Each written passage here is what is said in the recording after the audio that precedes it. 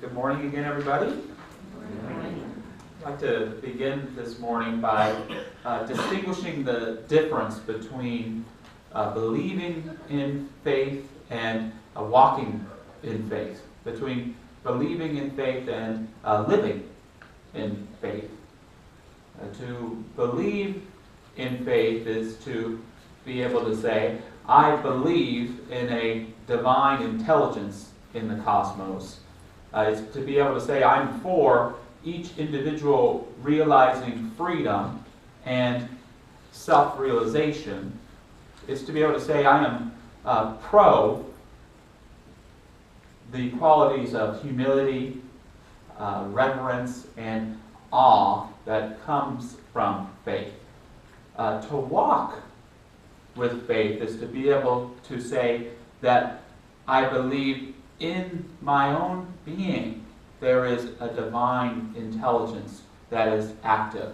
It's to be able to say I strive for and stand up for each and every person the ability to realize their freedom and the truth of who they are. It is to say, via my connection with a deeper and grander spirit, the byproduct of which is humility and reverence and awe. So initially it might seem slight, but there's a pretty big difference, isn't there, between believing in faith and liking the idea and living your faith. Martin Luther King Jr. pointed out that for him there were two types of atheists. First, there's the theoretical atheist who thinks themselves to the conclusion that there is no God, and from King's sharing, I don't think he has an issue with that. The other kind of atheist, however, is a practical atheist, and he or she is the one who lives as if there were no God. And I don't know about you, but I can be guilty of that sometimes. Can you? Where you believe in God, you like the idea, but you don't really believe that God is in your life or that God is acting in your affairs. In a sense, you haven't welcomed the divine in, or you know that she's there. Maybe it's like she lives down the street, but you never go and visit. You never go and connect. King says, there are a lot of people who affirm the existence of God with their lips, and they deny his existence with their lives. You've seen these people who have a high blood pressure of creeds and an anemia of deeds. They deny the existence of God with their lives, and they just become so involved in other things. Isn't that what happens to our God for most of us? We just become so involved in other things. They become so involved in getting a beautiful house, which we all should have. They become so involved in getting a beautiful car that they unconsciously just forget about God. And it's an interesting thing that which is most sacred and meaningful and valuable to us is oftentimes, I don't know about you, but for me, the first thing I forget. Why is that? It has to do with my sometimes inability to walk in faith, to not just believe in a faith, but to really seek to embody it, to realize that what I believe deep down is true for all others, that their expressions of wholeness and of divine love is true of me too. That's what it means to be willing to walk in faith. But we have to learn to reconnect with our source, to not only believe in a God that was or might be, but in a God that is a present and active part of our experience. How many of us live near the beach? Let's just say within 10 miles. So just about all of us, right? And I'm sure it is for many of you, the beach is a sacred place for me. It reminds me of God. It's a divine expression for me because I love when I visit it, I walk out on the sand and I realize I could never count all of those grains of sand that are beneath my feet. And I look out on the ocean, and I know it technically hasn't been there forever, but forever enough in my comprehension. It's primordial. It's always there. And I love, too, how the tide in the water is never quite the same. Every time I look at the ocean, or even get in the ocean, it's never quite the same. It looks a little different, or the tide is a little different. I love something a friend shared with me as well, that living by the beach is as if your circadian rhythm comes into balance so that your heartbeat begins to mimic that of the tides and the waves. So much so that you may feel off if you leave town or something because your body wants to return to that way of rhythm with the beach. All that being said, how many of us regularly visit the beach? Okay, quite a few of us. I live right by the beach. I get to look at it all the time, but I don't go and visit it. And by visiting the beach, I don't mean scooching by on PCH and saying, oh, look at that over there. I mean, really, really going, because our relationship with the ocean, for so many of us having it so close, is kind of similar, like for many of us with our relationship with the divine. We know it's there. We love that it's there. We tell people we live by it. But we really don't take that time to really take advantage of it, to connect with it, and to really know who we are in what it is. Because I don't know about you, but when I go to the beach and I leave the beach, I'm renewed. Because I'm returning to a place of source. It doesn't help me get my to-do list done. Do all those things that I have convinced myself are so important, but it helps me be and continue to become who I am. It is so important. And if you live by the Rockies, maybe it's the Rockies. And if you live by the forest, maybe it's the forest. It's wherever that sacred nature holds. But that's just what the divine is like. And you can believe in it, or you can live in it. But that isn't a choice that God makes. That's a choice that each of us makes in our own life, to take that time to reconnect and be inspired and nurtured by our source, and then to carry it into our lives. Now, when we do that or leave the beach, does that mean everything at home is all of a sudden really magical and things are perfect? No. Unfortunately, it appears that's not the way life works. However, when we inspire ourselves with our faith and we walk with it, we realize that our faith doesn't just allow us to see the good, but it helps us to confront the obstacles in our lives that face us with a spirit of grace and confidence and trust that God is. King said, a positive religious faith does not offer an illusion that we shall be exempt from pain and suffering, nor does it imbue us with the idea that life is a drama of unalloyed comfort and untroubled ease. That does sound nice, though, untroubled ease. Rather, it instills us with the inner equilibrium needed to face strains, burdens, and fears that inevitably come, and assures us that the universe is trustworthy and that God is concerned. Our theme for our services in all of 2016 is practical faith.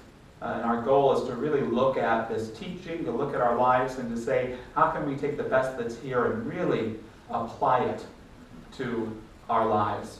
And one of the things I've been excited to do at the church this year is create a series of classes, and we're calling them Masters of Faith. And they're meant to be simplistic classes that utilize folks that a lot of people know who took their faith and really practice it to a great degree in their lives. Because I think that's one of the problems we find in spirituality. A lot of people talk of faith, but they don't live the faith.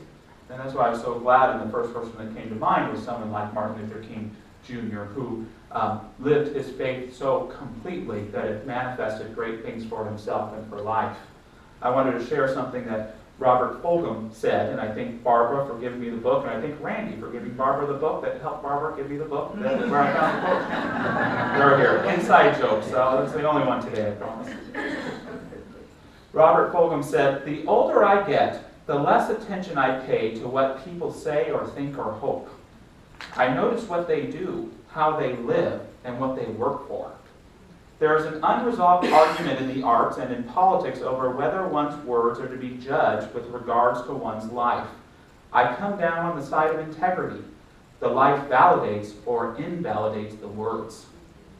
Oratory is empty if it has not been field-tested on the battlefield of experience. And I have little use for those who write beautifully and live sordidly, or those who withdraw from the world and issue instructions for how to live in it, or priesthoods that deny the realities of the flesh but wish to control the appetites and activities of those who live as whole human beings. If you don't play the game, you can't know enough to make the rules. If you are not engaged in the sweaty work of the world, you should not be in charge of the deodorant concession. And if you cannot find a way to aid progress in human affairs, then know that the smirking cynicism of the sideline critic is a form of plague, and to be one of those is to be a carrier of death instead of a preserver of life."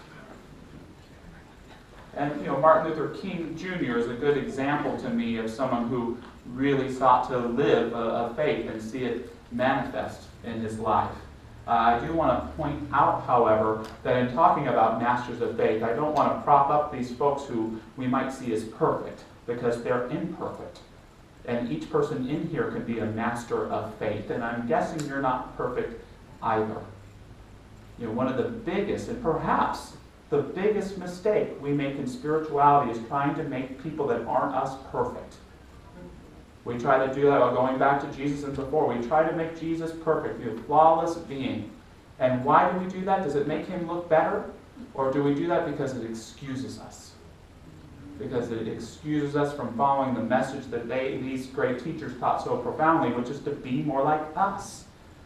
We are flawed too, and these great heroes that we have their greatest realizations, not because they're perfect, but because they're flawed. Because in those flaws and in those moments of fear or lack of faith, they open their heart to be transformed by faith. So we have to remember that in our culture, whoever we praise, whether it's Jesus or Abraham Lincoln or John F. Kennedy or Ronald Reagan or Nancy Reagan, God bless her soul, made her transition today, or Mother Teresa, but his father was a minister, Martin Luther King Sr., and he would take over his church there in Atlanta. But he was incredibly well educated, and he answered a call to go and help in this bus boycott in Montgomery. He ate a pot of coffee, and he sat down, and he shared with his congregation that he was absolutely terrified. King began to pray. "I am here taking a stand for what I believe is right. But now I am afraid. The people are looking to me for leadership, and if I stand before them without strength and courage, they too will falter. I am at the end of my powers. I have nothing left. I've come to the point where I can't face it alone." And just at that moment, King became overwhelmed by the presence of Spirit, the presence of God, the presence of that relationship with God that he had been nurturing his whole life was showing up for him in that moment.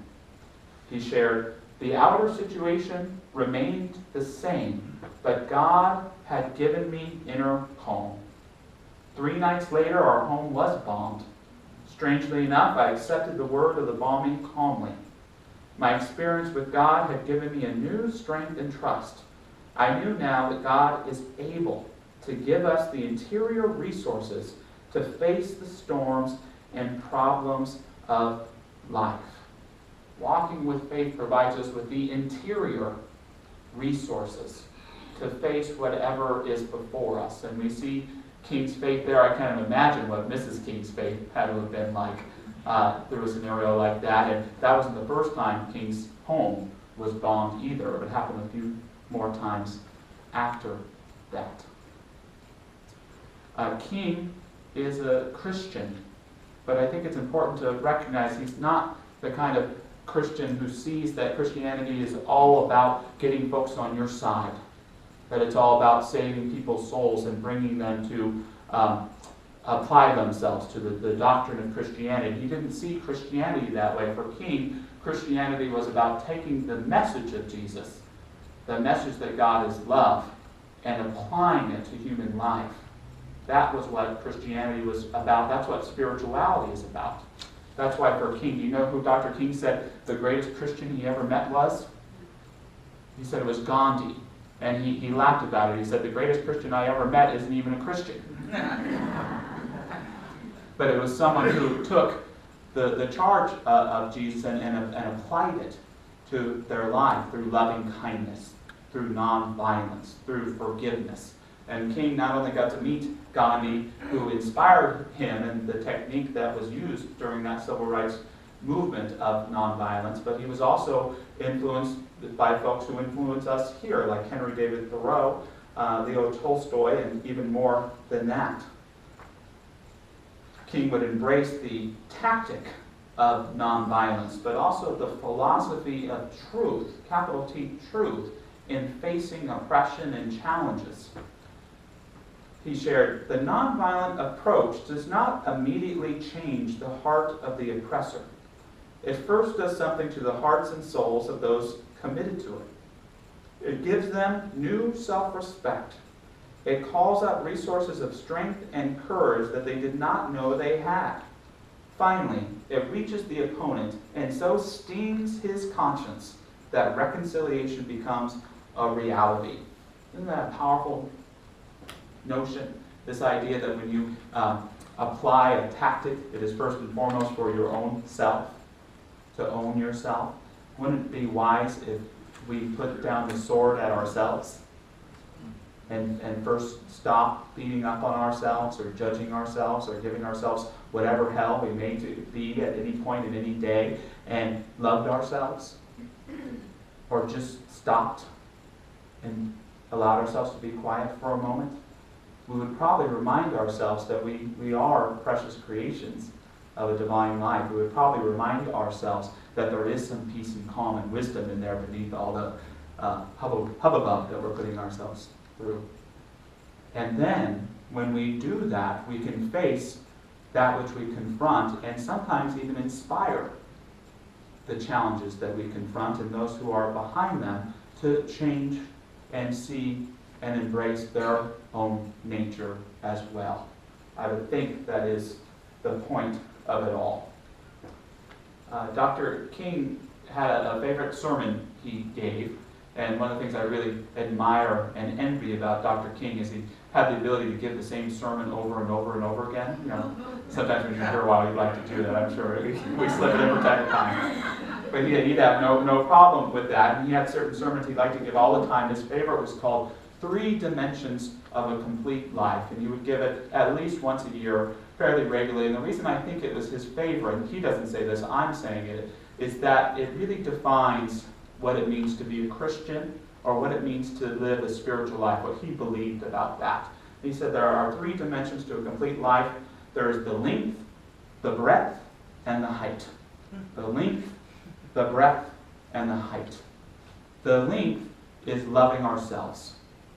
It's caring for ourselves. It's accepting ourselves. It's knowing we are children and expressions of the divine. That's the length of life. The breadth of life is loving others. It's caring for other human beings. It's realizing that all human expressions are a part of one family. And it's not only applying the ideas of freedom and living in love to ourselves, but for all of those around us as well, standing up for them if need be. That's the breadth of life. That's what King dedicated himself to most strongly. The third is the height of life, and that's love of God. That's faith, and that's walking with faith. That's seeing beyond the buildings and seeing that there are stars there. It's seeing past the traffic and seeing there's an ocean there. It's realizing that we are encompassed and a part of something divine and sacred. It is always right there. Now, in one way, this is a very simple message. Right? Who can't get along with that? Love yourself, love others, and love God. But to me, King's more profound point, and you have to dig a little bit to see this, is if you have one of these things and don't have the other two, you're lost. You're trapped. You're stuck in any of them. If you love yourself too much, you just wind up being very selfish and shutting everybody else out. If all you do is care for others, you wind up martyring yourself. If all you do is have a bunch of faith and don't count the other two, you become, a crazy extremist person. And you can see, so having a full spiritual life is having a balance of all three of these. And I can help this example, but we have so much politics on TV. You can think about it in terms of political candidates almost, right? So can you think to yourself now, don't say anything out loud, can you think of yourself, think to yourself, perhaps there's a candidate who thinks so highly and strongly of themselves that they miss the boat on what it means to take care of others or to have a larger and grander faith, right? Or can we think of a candidate perhaps who is so focused on helping everyone else that they lose the importance of each individual being able to take care of themselves and realize freedom? Or can we think of a candidate who is so caught up in their faith that they wind up missing out on the importance of taking care of individuals or caring for yourself? They wind up in a sense of righteousness that blinds them to reality. And in any place in our lives, day by day, we can lose that balance of caring for ourselves, caring for others, and loving God. King shared with his congregation, go out this morning, love yourself, and that means rational and healthy self-interest. You are commanded to do that. That's the length of life. Then follow that love your neighbor as you love yourself. You are commanded to do that. That's the breadth of life. And I'm going to take my seat now. I commented the last service when King says that, it means he sits down 20 minutes after. But I'm going to take my seat now by letting you know that there's a first and even greater commandment. Love the Lord thy God with all thy heart, with all thy soul, and with all thy strength. And King goes on, and we'll close with these words. When you get all three of these together, you look up, and every valley will be exalted, and every hill and mountain will be made low. The rough places will be made plain, and the crooked places straight. And the glory of the Lord shall be revealed, and all flesh will see it together. When you get all three of these working, you will do unto others as you'd have them do unto you. When you get all three of these together, you will recognize that out of one blood, God made all men to dwell upon the face of the earth. So thanks for your time this morning, everybody.